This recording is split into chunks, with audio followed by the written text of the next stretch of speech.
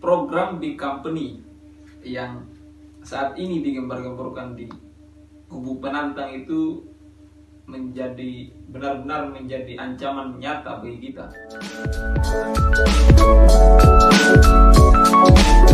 Halo, Assalamualaikum warahmatullahi wabarakatuh. Selamat datang di Safalo TV.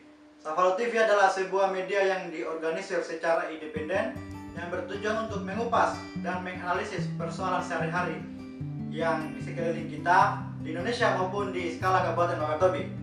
Nah, karena ini edisi pertama, saya mewakili segenap kru Safalo TV. Izinkan saya untuk memperkenalkan diri. Nama saya Rahmat Ramadan, sekaligus pimpinan redaksi dari Safalo TV. Jadi kedepannya kita selalu akan bertemu dan mengupas segala persoalan yang ada di sekeliling kita maupun di Indonesia. Oke, untuk teman-teman yang ingin tetap menyaksikan atau penasaran dengan saluran kami, tetap support dengan cara berlangganan atau follow akun Instagram dan Facebook kami dengan nama Safalo TV. Oke, baik. Di tengah-tengah kita telah hadir narasumber sekaligus senior saya. Apa kabar Bung Edi? Alhamdulillah baik. Beliau adalah salah satu aktivis mahasiswa dan penggiat komunitas yang bisa dibilang memiliki peran penting di pengembangan industri kreativitas di Pulau Tomia. Nah, untuk memulai diskusi kita pada episode perdana kita kali ini, saya akan coba memberi sedikit pengantar singkat soal tema kita, yakni pemuda, mahasiswa, dan pendidikan. Seperti kita ketahui bahwa pemuda dan mahasiswa adalah salah satu agen of change yang berperan besar terhadap perubahan berbangsa dan bernegara. Seperti kata Bung Karno, beri aku 10 pemuda dan aku akan mengguncangkan dunia. Oke, baik, tanpa perlu berpanjang lebar, saya serahkan langsung kepada narasumber kita, Bung Edi. Menurut Bung Edi, bagaimana sih sejarah pendidikan kita di Indonesia? Ya, baik. Terima kasih atas kesempatan. Dan juga saya di sini merasa sangat dihargai karena diberikan kesempatan untuk mengisi podcast pertama pada channel Safalo TV. Kalau melihat berbicara tentang tema kita pada malam hari ini, di mana pemuda, mahasiswa, dan pendidikan, saya coba mengutip, kalau saya tidak salah, di undang-undang juga ada beberapa pasal, beberapa ayat yang menyinggung tentang masalah pendidikan. Kalau saya tidak salah di pasal 31 Undang-Undang Dasar 1945 yang bunyinya itu setiap warga negara berhak mendapat pendidikan. Setiap warga negara wajib mengikuti pendidikan dan pemerintah wajib membiayainya. Peran pemuda juga di pendidikan, sejarah juga mencatat bahwa telah direalisasikannya Taman Siswa dan Budi Utomo pada masa itu. Nah, kita berlangsung kepada era 97 sampai 98 akhir, di mana kita bisa melihat di mana kekuatan pemuda, mahasiswa, dan rakyat di saat itu untuk merebut kembali lini garis terdepan, di mana kekuasaan yang sewenang-wenang itu harus ditumbangkan. Ya, jadi menjadi mahasiswa dan pemuda yang tidak mempunyai jiwa kritis itu adalah merupakan suatu hal yang mencederai dari nilai dari seorang pemuda dan mahasiswa ini tadi, menurut saya.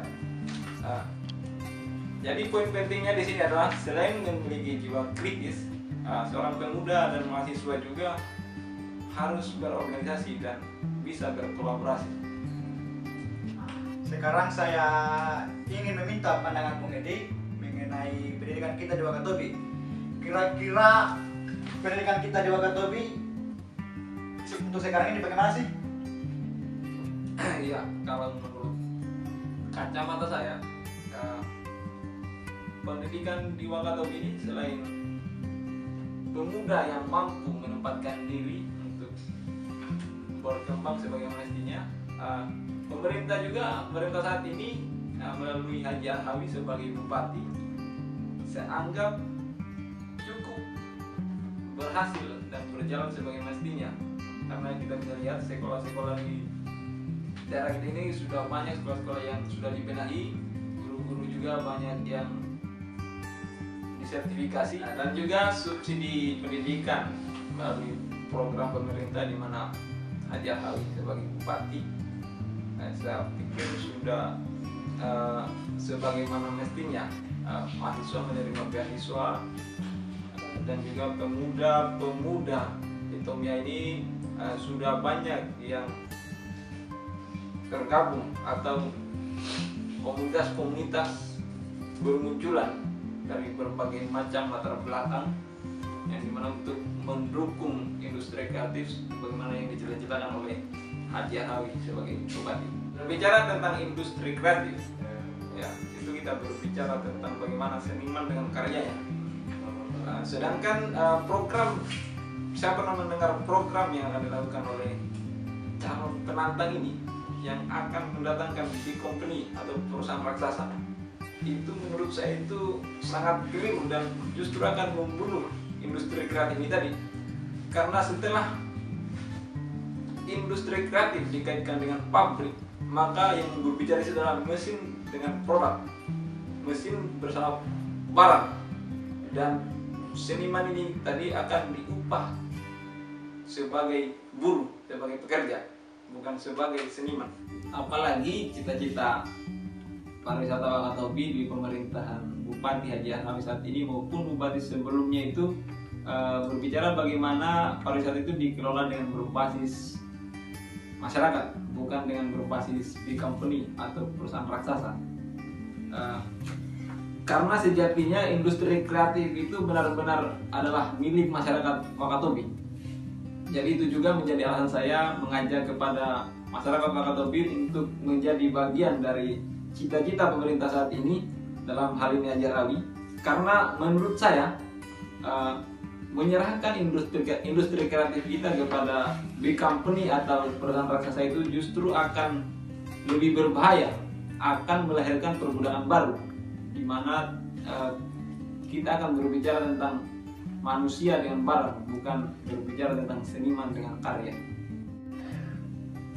Oke, baik, ini adalah pertanyaan terakhir sekaligus closing statement. Harapan Bung Edi untuk generasi muda Wakatobi ke depannya. Nah, ya baik.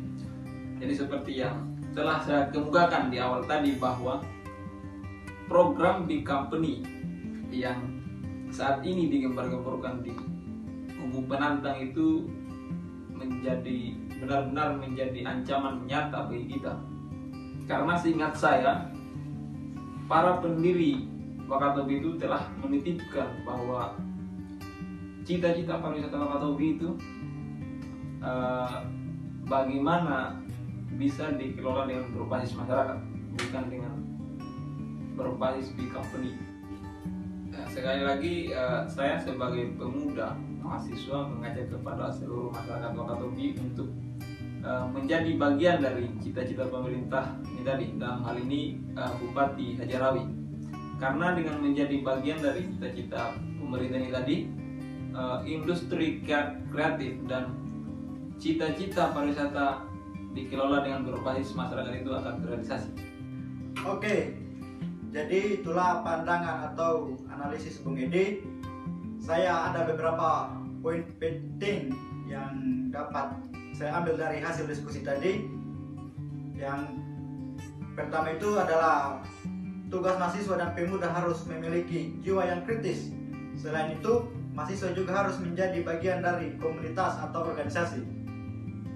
Khusus industri kreatif, kita harus benar-benar mempraktekkan model pariwisata yang benar-benar berbasis masyarakat, bukan big company atau perusahaan raksasa.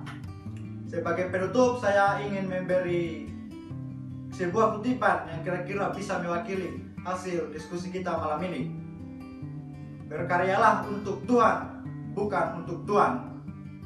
Oke, jangan lupa tetap mengikuti Safalo TV karena di episode selanjutnya akan menghadirkan narasumber-narasumber dan tema yang menarik. Sampai jumpa. Hidup mahasiswa, hidup industri kreatif.